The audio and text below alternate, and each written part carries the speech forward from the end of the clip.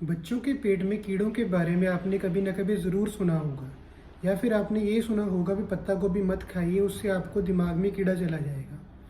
आज मैं आपको इस वीडियो में वॉर्म्स के बारे में पूरी इन्फॉर्मेशन दूंगा और इन्फॉर्मेशन एक आपको सिंप्लीफाइड वे में दूंगा और इंटरेस्टिंग तरीके से दूंगा। आपको साइंटिफिक लैंग्वेज से ना तो मैं आपको बोर करूँगा ना ही आपको परेशान करूँगा। ठीक है, तो हेलो, नमस्कार, सत श्री अकाल। मेरा नाम डॉक्टर मनीष सिंगला है। सबसे पहले बात करते हैं भी वॉर्म्स की शेप कैसे होती है। वॉर्म थ्रेड की तरह भी हो सकते हैं, पिन की तरह भी हो सकते हैं, वो राउंड भी हो सकते हैं, वो हुक की तरह भी हो सकते हैं, वो टेप की तरह भी हो सकते हैं। ठीक है, अब उनके हम साइज़ के बारे में बात करेंगे। वॉर्म्स बिल्कुल छोटे से 1 सेंटीमीटर के भी हो सकते हैं, थोड़े बड़े उससे 15 से 20 सेंटीमीटर के हो सकते हैं, या फिर वो 50 फीट तक भी हो सकते हैं।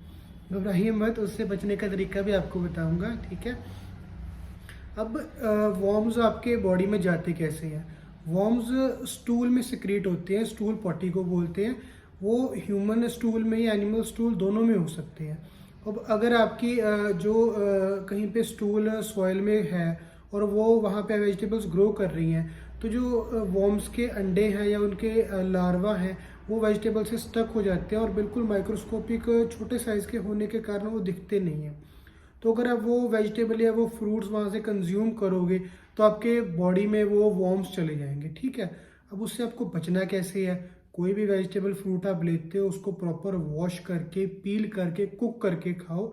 अनकुक्ड या सेमी कुक्ड बिल्कुल मत खाओ। दूसरा उसके बाद तरीका होता है वो ह्यूमन टू ह्यूमन या एनिमल टू एनिमल भी वो स्प्रेड कर सकते हैं। तो उसका क्या मीनिंग है, जैसे किसी बच्चे को वॉर्म्स है तो उसके एनस में इचिंग होगी, क्योंकि वॉर्म्स रात के समय में एनस के रास्ते से बाहर आके, एनस आपके टॉयलेट वाली जगह को बोलते हैं, वहाँ पे अंडे देता है।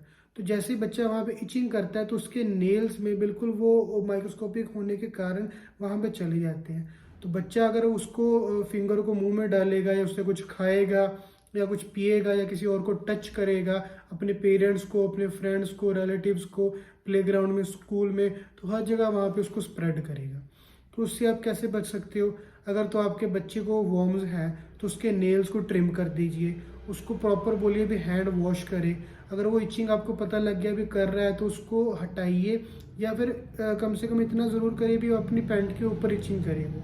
और जब भी वो कुछ खा रहा है जनरली भी आप उस पर हाइजीनिक हैबिट्स को इंस्टॉल कीजिए कि वो हैंड वॉश करके ही कुछ खाए पिए। और किसी भी आप ऐसी जगह से मत उसको खाने दीजिए या खुद भी खाइए जहाँ पे आपको श्योर नहीं है भी एक अच्छा या साफ़ सुथरे तरीके से बनाया गया है। तो ये आप इस तरीके से बच सकते हैं। अब कुछ वॉर्म्स जो होते हैं जैसे कि हुक वॉर्म है, वो स्किन के थ्रू आपके बॉडी में चला जाता है। जैसे सॉइल में वॉर्म्स है, बिल्कुल छोटे लार्वा फॉर्म में है, उसके मुंह में वो दांत होते हैं, तो वो आपके क्या कहते हैं पैर होते हैं। अगर आप नंगे पाँव ज़मीन पे चलोगे तो उसके अंदर चले जाते हैं। तो अब इसमें बहुत बड़ा फैक्टर आ गया, जैसे क्योंकि आजकल ट्रेंड में है भी नंगे पैर आप चलिए तो वो आपकी हेल्थ के लिए अच्छा है। तो कोई आपको रोक नहीं रहा, आप नंगे पैर चलिए, कोई दिक्कत नहीं है। पर मेक श्योर करिए कि जहाँ पे आप चल रहे हैं वो सॉइल या वो एरिया बिल्कुल क्लीन है। ठीक है, मतलब वहाँ पे किसी ने ओपन डेफिकेट नहीं किया, किसी एनिमल ने, ह्यूमन ने। बेटर ही है अगर आपके घर में कोई लॉन वगैरह है तो आप वहीं पे नंगे पाँव चल लीजिए, वो ज़्यादा हेल्दी है। फिर उसके बाद जो है वो हमारे जो वॉर्म्स हैं वो अनकुक्ड मीट से भी आपके अंदर चले जाते हैं। तो वेजिटेरियंस के यहाँ पे पॉइंट्स बन गए, उनको नहीं ये चीज़ जाएगी।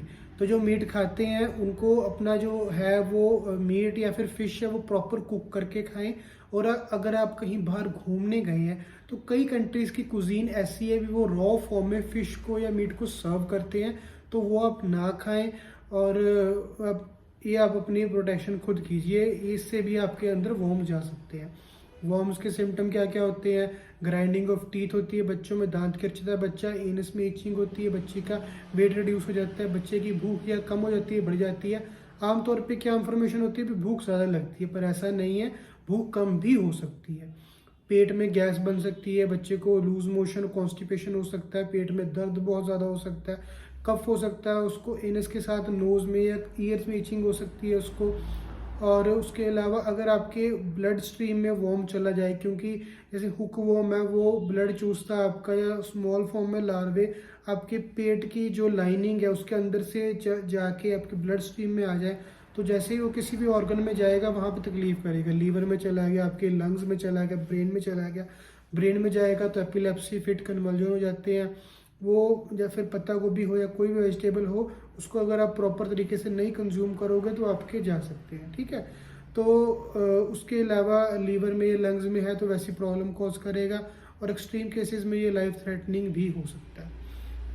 बचाव कैसे करें कुछ तो मैं आपको बता चुका हूँ। उसके अलावा एक कोकोनट ऑयल आपके लिए कुदरत का बहुत बढ़िया तोहफा है। आप बच्चे में एनस में इचिंग होती है वहाँ पे लगाएं, एक तो उसको जो उसका एरिया है वहाँ पे उसको आराम मिलेगा। दूसरा क्या है, वहाँ पे जो वॉर्म्स है अपने अंडे नहीं दे पाएगा।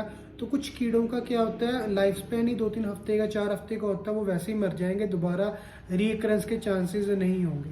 और उसको आप कोकोनट ऑयल या कैस्टर ऑयल पिला भी सकते हो, उससे भी वॉर्म्स निकल जाते हैं, ठीक है। और अगर आपके राउंड वॉर्म्स है, जो बड़े कीड़े हैं थोड़े से, वो है वो ज़्यादा डिस्ट्रक्शन कॉज करते हैं, तो उसमें हल्दी भी उस चीज़ को आराम देती है। तो इसके अलावा ये सारे प्रिकॉशन रखने के अलावा, ये घरेलू होम रेमेडीज़ करने के अलावा भी अगर आपको आराम नहीं मिलता है तो आप होम्योपैथी आइए। होम्योपैथी में बहुत बढ़िया इलाज है, पर होम्योपैथी में वॉर्म्स की काफ़ी मेडिसिन है, तो बेटर ये होगा भी सेल्फ मेडिकेशन करने के बजाय आप डॉक्टर के पास जाएं, उनको अपनी पूरी प्रॉब्लम बताएं। डॉक्टर आपके सिम्टम्स के अकॉर्डिंग आपको मेडिसिन सेलेक्ट करके देंगे और वो ठीक कर देंगे आपको, ठीक है।